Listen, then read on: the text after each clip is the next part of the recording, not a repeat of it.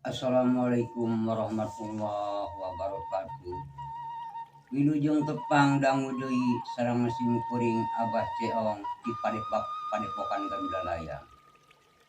Mudah-mudahan urang sadaya aya hibar kenging panangtayungan Allah Subhanahu wa taala sareng teu kakirangan sandang pelayan pangan. Sareng dimudahkeun urusan urang sareng dicukupkeun pangabutuh urang. Amin ya Allah ya rabbal alamin.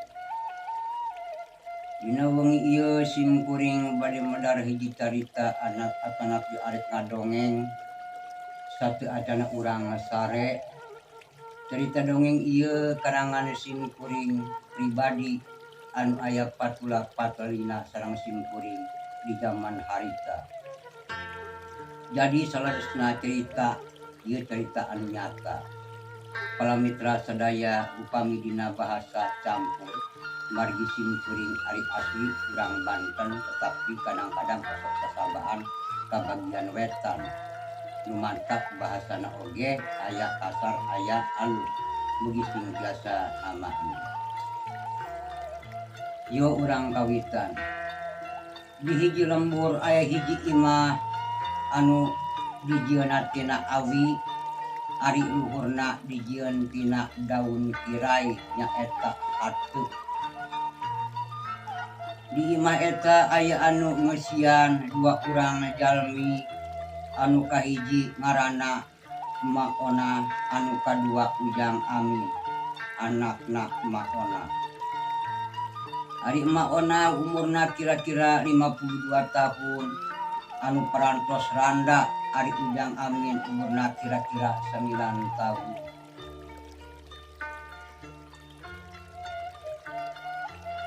Ari kahirupan eta randa sareng putrana anu matak dihawatireun anu kokoro nyosok mararat rosak dahar sore hanteu isuh.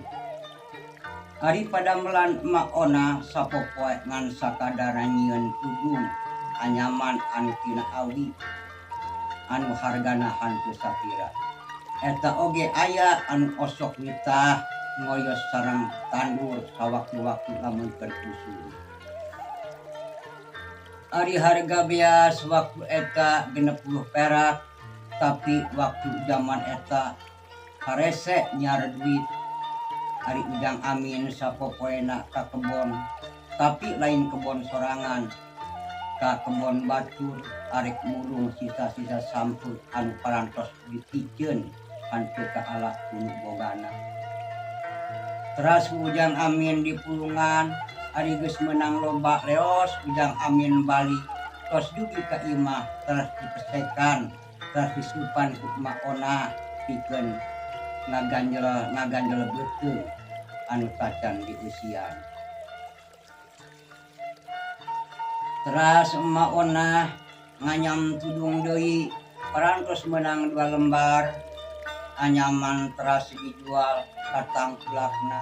Teras ku Maona dibeureikeun kana beas 1/2 liter campur jagong. Teras Maona ka dapur arek ngaliwet saparantosna asak eta liwet anu campur jeung jagong teras dalahar eta duaan. Kitu jeung kitu eta Maona sareng Ujang Amin tiap poe. Waktu silih berganti leungit poe datang bulan, leungit bulan datang tahun.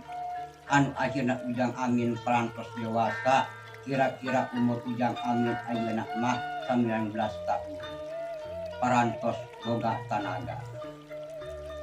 Tapi kahirupan Maona sareng Ujang Amin tacan robah. Di hiji poe Ujang Amin keur ngalamun bari diuk handapkeun tangkal kai anu gede. Lar hiji jalma anu sawawa umurna sareng Ujang Amin. "Min, keur naon maneh?" Kaget Ujang Amin keur ngalamun aya anu nanya. Si horeng teh eta Ujang Marjuk babaturan Ujang Amin. Ari Ujang Marjuk putrana Emak Samani, ari Emak Samani gaduh 2 putra anu kahiji Neng Tarsi istri, ari anu kadua Marjuk lalaki. Ari Emak Samani oge randa ari kahirupan emak samani kan teu kawas emak ona rada lumayan pikeun sapok wae mah. Celila ujang marjuk nanya ka ujang Amin, ngalamunan naon maneh min? Ceuk ujang marjuk, ngalamunan hirup taya robahna, ceuk ujang Amin. Ari urang mah hayang sebuh-sebuh dahar unggal poe urang karunya kakolot urang saktu kolotna barang dahar oge kurang, ceuk ujang Amin. Ayeuna mending digawe bae atuh, ceuk ujang marjuk. Digawe di mana? Di urang mah teu aya pagawean, ceuk ujang Amin. Yeuh ku urang dituduhkeun, ceuk ujang marjuk. Tuh di ditu aya anu boga perusahaan batu bata di lembur Cipandan ngaranna Juragan Santani jelema kaya. Jeung deui jawara loba anak buah nage. Lamun urang kadinya arek gawe ngilu ditarima moalnya, tanya ujang Amin. Coba bae kadinya sugan ditarima, ceuk ujang marjuk. Tos beres ngobrol natras baralik dua anana masing-masing ka imahna. Gancang carita dina isukanana isuk-isuk berangkat ujang Amin ari anu dituju ka lembur Cipandan arek ka imah Juragan Santani anu boga perusahaan batu bata. Di jajalan sabari ngadoa mudah-mudahan diterima, ceuk ujang Amin. Teu datang ujang Amin ka imah na Juragan Santani teras uluk salam. Assalamualaikum, ceuk ujang Amin. Waalaikumsalam, jawab eta jalma. Si horeng eta mah pagawena. Rek naon, tanya eta jalma. Arek ka Juragan Santani, ceuk ujang Amin. Keur sare keneh tungguan bae ari aya perlu mah, ceuk eta pagawena anu ngaranna Mang Pardi. Telila keluar eta Juragan Santani, ceuk Juragan Santani. Ari eta saha Pardi? Ieu anu aya perlu ka juragan, jawab Mang Pardi. Hei, aya perlu naon maneh? Ka dieu, tanya Juragan Santani. Juragan hoyong ieu digawe di dieu di perusahaan juragan. Hayang gawe katanagaan moal ku maneh. Mudah-mudahan katanagaan, ceuk ujang Amin. Ari ngaran maneh saha? Ceuk Juragan Santani. Ngaran kuring ujang Amin.